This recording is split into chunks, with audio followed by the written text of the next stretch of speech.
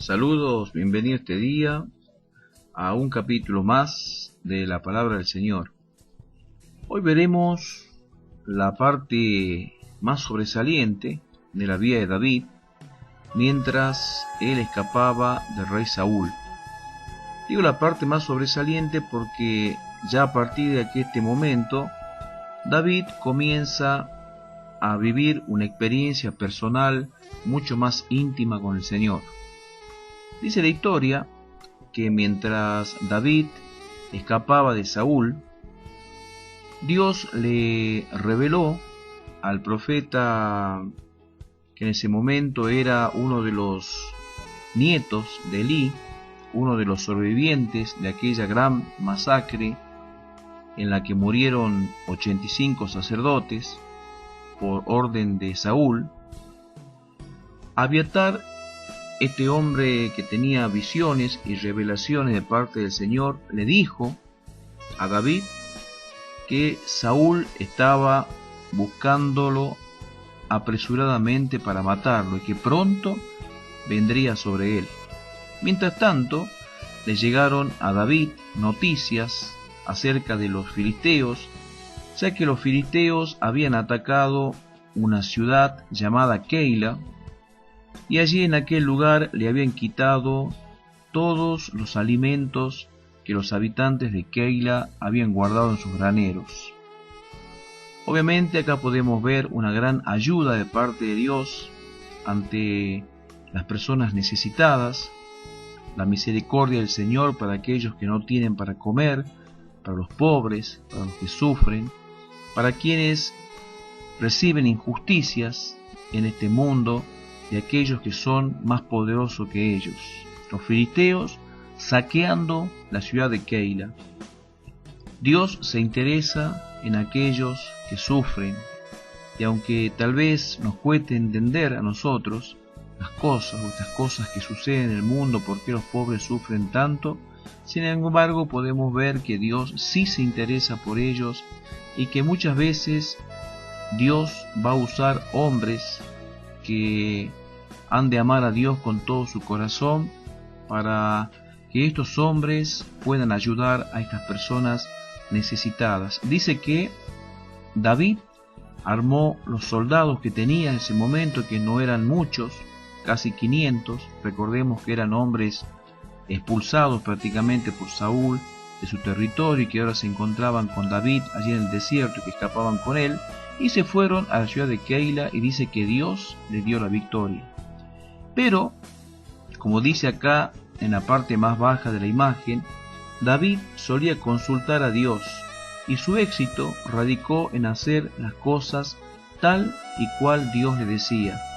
A partir de este momento, Dios comenzó a revelar a David acerca de aquellas cosas que Dios quería revelarle, porque David comenzó a consultar a Dios. Y esto es lo más importante, la consulta a Dios, la parte espiritual, que es la que a nosotros nos ayuda a poder enfrentar nuestros problemas. Pero cuando hay una predisposición de parte de los cristianos, primeramente a orar y a buscar a Dios y a leer su palabra, ahí damos nosotros los primeros pasos, así como lo dio David. David dio el primer paso, orar a Dios para tener sus victorias. David oró y le preguntó al Señor: ¿iré contra los filisteos que están en Keila? Y Dios le dijo: sí, ve, porque yo te voy a dar la victoria. Esto es importante porque nosotros muchas veces nos vemos impulsados a través de nuestros deseos, nuestras ansias o nuestro apresuramiento de querer hacer las cosas sin orar. Y esto lamentablemente trae grandes malas consecuencias en nuestras vidas, sobre todo en las vidas de aquellas personas que son cristianas. Y aquellos que no son cristianos, es común verlos cómo actúan apresuradamente y creen de que ellos pueden resolver todos los problemas por su propia inteligencia. Acá vemos que David prácticamente dijo: yo no puedo hacer absolutamente nada por mi propia cuenta, ni por mis propios pensamientos, ni por mi propia prudencia. Mi inteligencia hasta acá llegó, y a partir de aquel momento dejó que sea Dios el que haga las cosas. La palabra del Señor dice: encomienda al Señor tu camino, confía en Él y Él hará. Y esto es lo que tenemos que hacer nosotros. Ante toda situación de problemas que enfrentamos en nuestra vida, siempre tenemos que buscar la guía de Dios, porque es Dios el que nos va a llevar a la victoria, es Dios el que nos va a llevar a los mejores caminos y a alcanzar las cosas a la manera de Él. De esta manera David entendió que así había que hacer y así lo hizo. Consultó a Dios, Dios le habló y Dios le dijo: ve a pelear contra los filisteos, y los filisteos fueron vencidos por David. Importantísima esta enseñanza. Pero no quedó todo allí, porque a partir de aquel momento Saúl se enteró de que David se encontraba en aquel lugar, y nos cuenta la historia de que Saúl inmediatamente armó sus ejércitos y se fue a buscar a David para matarlo.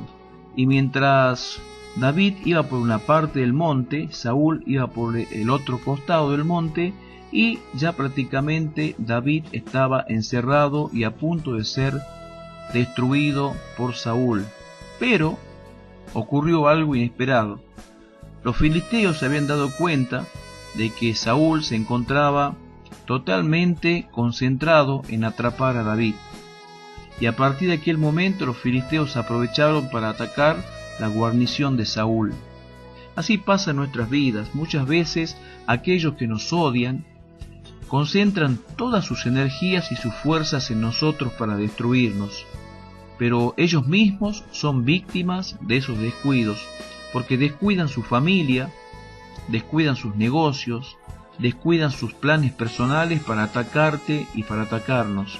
Así es aquel que, como Saúl, envidia a los demás. El envidioso deja de hacer lo suyo para querer destruir tu vida, se concentra totalmente, gasta su dinero y gasta también su tiempo, gasta su dinero en curanderos, en brujos y en hechiceros para destruir tu vida, pero no lo va a poder hacer mientras vos ores a Dios, mientras vos estés en la presencia de Dios.